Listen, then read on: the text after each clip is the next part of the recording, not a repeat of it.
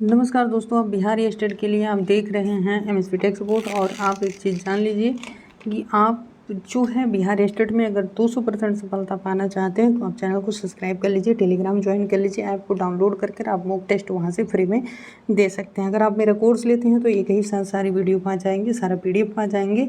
आप वहाँ से जाकर एक ही साथ पढ़ सकते हैं क्योंकि एग्ज़ाम के लिए बहुत कम टाइम मिला हो, और इसका PDF मैं टेलीग्राम पे शेयर कर दूँगा। तो ये रहा पूरा का पूरा PDF, और ये PDF आपको मिल जाएगा। और ये द्विवेदी युग से जितनी भी चीज़ें रिलेटेड हैं सब इम्पॉर्टेंट है। इसको आप PDF को डाउनलोड करके पढ़ लीजिएगा। ऐप जब इंस्टॉल करेंगे तो आपके बगल में आप वीडियो देखेंगे। कोर्स जब परचेज करते हैं तो उसके वीडियो के बगल में मिल जाएगा। और आप ऐप्स टेलीग्राम पे भी इसका सारा चीज़ जो है आपको मिल जाएगा, आप वहाँ से भी जा सकते हैं।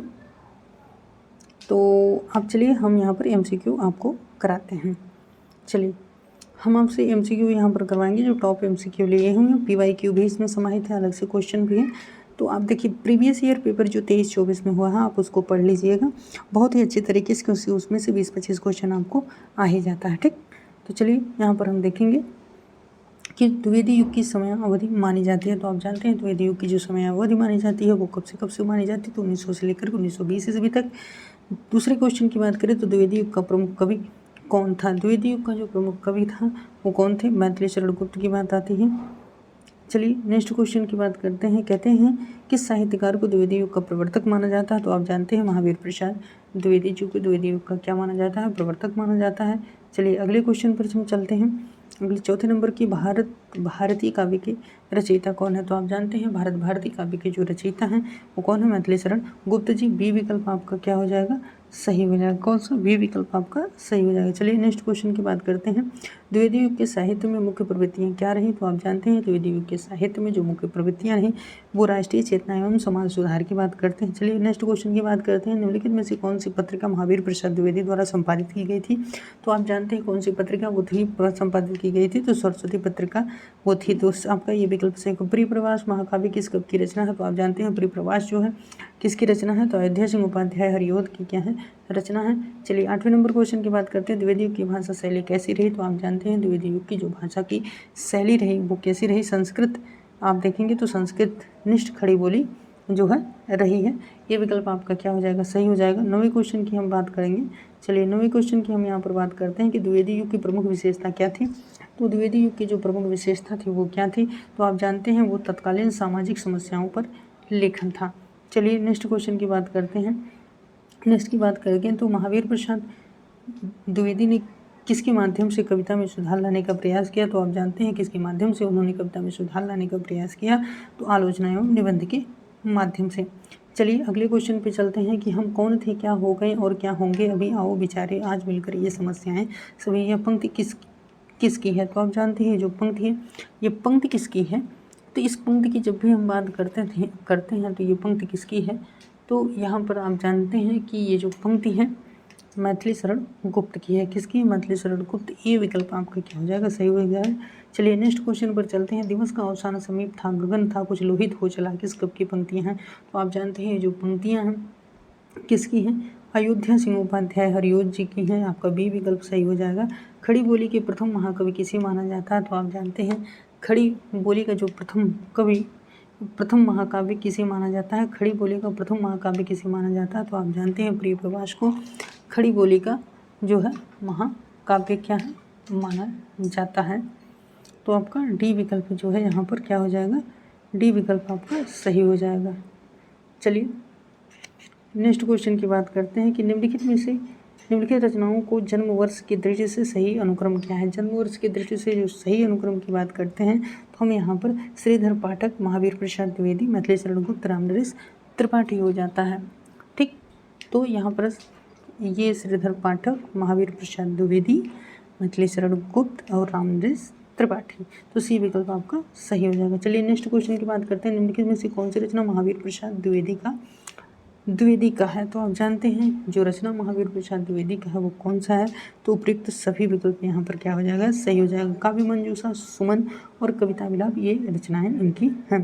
चलिए 16 नंबर की बात करते हैं। संदेश यहाँ मैं नहीं स्वर्ग का लाया, इस भूतल को ही स्वर्ग बनाने आया। उपयुक्त पंक्तियाँ के रचयिता कौन है। तो आप जानते हैं उपयुक्त पंक्तियों के जो रचयिता है वो कौन है, उपयुक्त पंक्तियों के रचयिता कौन है? तो आप जानते हैं मैथिली शरण गुप्त जी हैं। आपका डी विकल्प जो है क्या हो जाएगा यहाँ पर सही हो जाएगा।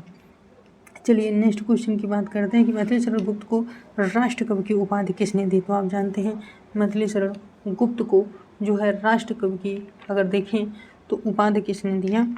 तो आप जानते हैं कि ये किसने दिया? महात्मा गांधी जी की बात आती है।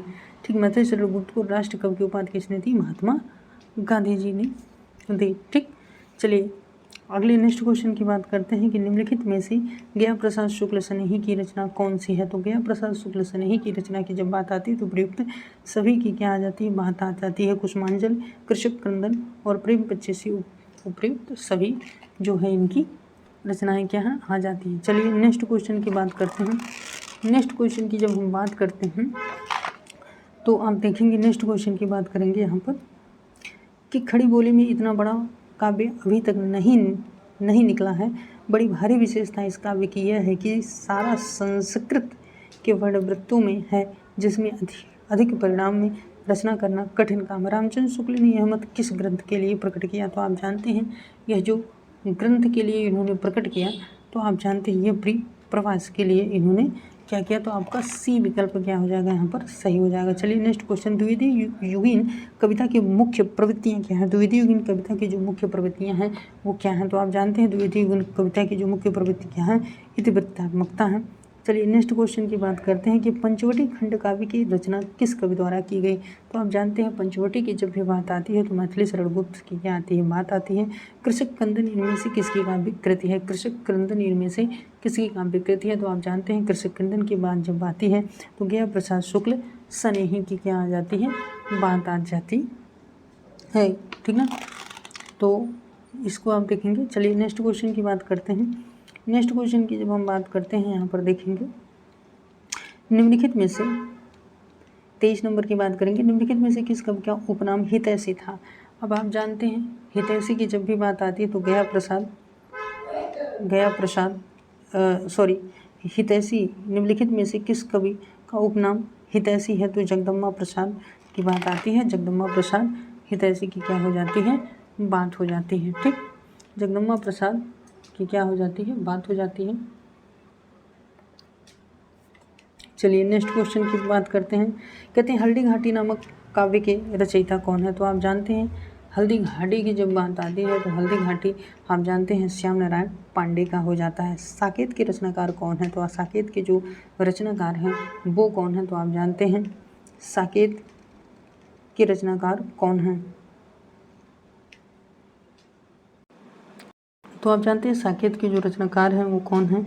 तो साकेत के जो रचनाकार हैं वो कौन है? तो वो मैथिली शरण गुप्त जी हैं। आपका सी विकल्प क्या हो जाएगा यहाँ पर सही हो जाएगा। चलिए नेक्स्ट क्वेश्चन की बात करते हैं कि ब्रज कोकिल के नाम से प्रसिद्ध कौन है? तो आप जानते हैं ब्रज कोकिल की जब बात आती है तो ब्रज कोकिल की जब भी अगर हम बात करते हैं 26 नंबर की जब बात करते हैं तो सत्यनारायण कवि रत्न की क्या आती है? बात आती है। उद्धव शतक नामक काव्य की रचयिता कौन है? तो उद्धव शतक नामक काव्य के जो रचयिता हैं वो कौन हैं? तो आप जानते हैं उद्धव शतक की जब भी बात आती है तो वो जगन्नाथ दास रत्नाकर से क्या करते हैं? रिलेट करते हैं। जगन्नाथ दास रत्नाकर जी हैं।